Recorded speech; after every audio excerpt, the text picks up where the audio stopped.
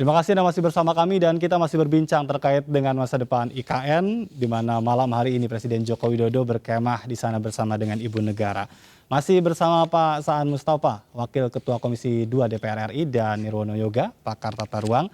Saya ke Pak Saan, ini kalau berbicara tentang harapan tentu menjadi harapan dari semuanya. IKN ini bisa terwujud. Tapi kalau melihat dari begitu beratnya hal-hal yang harus diselesaikan dengan jangka waktu yang tidak lama begitu, apakah bisa IKN ini terwujud?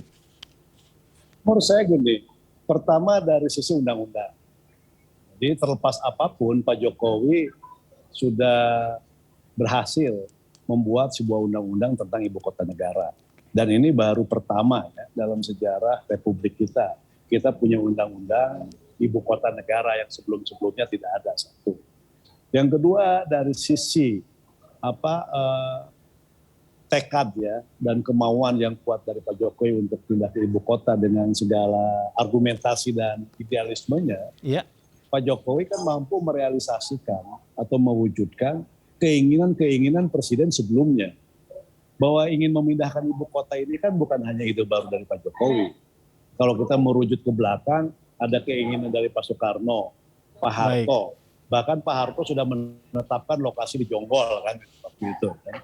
Juga Pak SBY dan Pak Jokowi mampu merealisasikan. Ini juga udah sebuah kemajuan. Nah, memang memindahkan ibu kota itu kan butuh waktu lama, bukan tahunan, tapi kan puluhan tahun. Maka Pak Jokowi membuat fase-fase terkait soal kepindahan ibu kota. Fase pertama ini yang sampai 2024, ini kan fase infrastruktur dasar, di mana wujud fisiknya sudah ada, kesiapan dan sebagainya. Nanti kan ada fase pasca 2024 sampai 2045, nggak salah kan. Jadi ini proses yang panjang.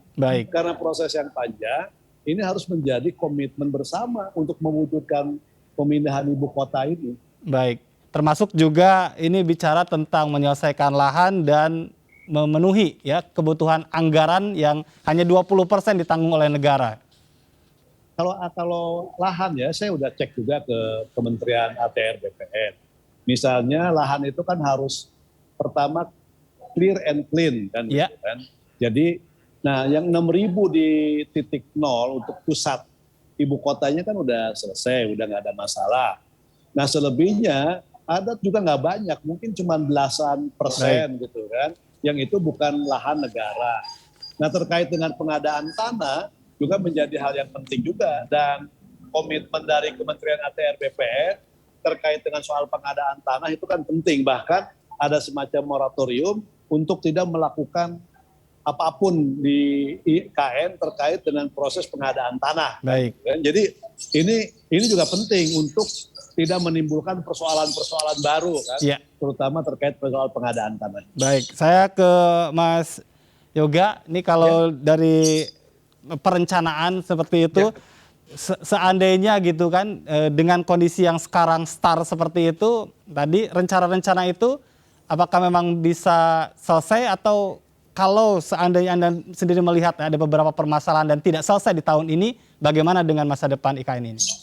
Ya betul, saya ada 3 catatan nih Kang Jat. Yang pertama tadi Kang Pak Saan sudah menceritakan bahwa dari 256.000 hektar ya, Pak Jokowi sudah menyebutkan juga, sebenarnya di undang-undang tidak disebutkan bahwa 65-70% ini kan akan dijadikan tetap kawasan hijau. Berarti 256 hektar itu 200.000 hektarnya akan tetap menjadi kawasan hijau. Ya, kalau lihat dari petanya seperti itu. Berarti kita fokus di 56.000 hektarnya. Nah, dari 56.000 hektar tadi yang sudah saya sampaikan, 6.671-nya itu sudah dipatok untuk kawasan inti pusat pemerintahan istilahnya ya, KIPP. Nah, berarti yang juga harus dipikirkan sekarang adalah sisanya yang 50.000 hektar itu, Kang Jat, ya. Nah, itu sebenarnya kita harapkan di dalam rencana tata ruang wilayah dan rencana detail sudah ketahuan sebarannya di mana. Kemudian bisa dicek tanahnya punya siapa, dan kemudian sudah clear and clean. Itu satu. Ya. Kalau itu tidak terpetakan, maka akan menutup terjadinya jual beli tanah. Kalau itu semuanya bisa dipatok, ya. Itu yang PR pertama dalam skala makro. Kemudian skala mikronya yang saya lihat juga waktunya kan hanya 1,5 maksimal 2 tahun 2 tahun. 2024 ini. Nah, ini sebenarnya paling krusial karena tadi seperti Pak Saan tadi sudah juga singgung, ini masih di tengah pandemi COVID, kemudian tahun depan 2023-2024 sudah persiapan pileg, pilpres ya Pak Saan ya. Fokusnya udah ke politik ya. Cukup penting. Nah, konsentrasi ini kan pasti suka tidak suka akan memecah. Nah ini padahal di tahun 2023 tadi kan sudah mulai langsung pembangunan ya sampai dengan 2024. Nah ini apakah ada jaminan kestabilan politik misalnya dan keamanan di lokasi ya? Karena tadi ada 3 sekaligus kan. Pileg, pilpres, pilkada ini tentu akan berpengaruh ya. Nah, ketiga yang tidak kalah penting, Pak Jokowi harus dijelaskan secara realistis 2 tahun itu bisa terbangun apa, Kang Anjet. Jadi kita juga itu yang harus bisa tergambar ya ke publik ya. Betul. Baik betul. dalam waktu 2 tahun kepemimpinannya apa yang bisa dilihat begitu ya. Betul. Itu di luar di situ. Di luar tadi ya memang ada kepastian soal anggaran, kemudian juga melibatkan partisipasi masyarakat lokal. Dan tadi juga Mas Yoga mengatakan ini perencanaan induk IKN-nya yang juga harus secepatnya diselesaikan. Baik, kita akan nantikan tentu saja, mudah-mudahan sesuai dengan harapan. Itu yang tentu menjadi mimpi Indonesia.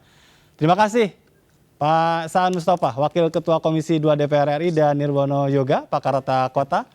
Salam sehat,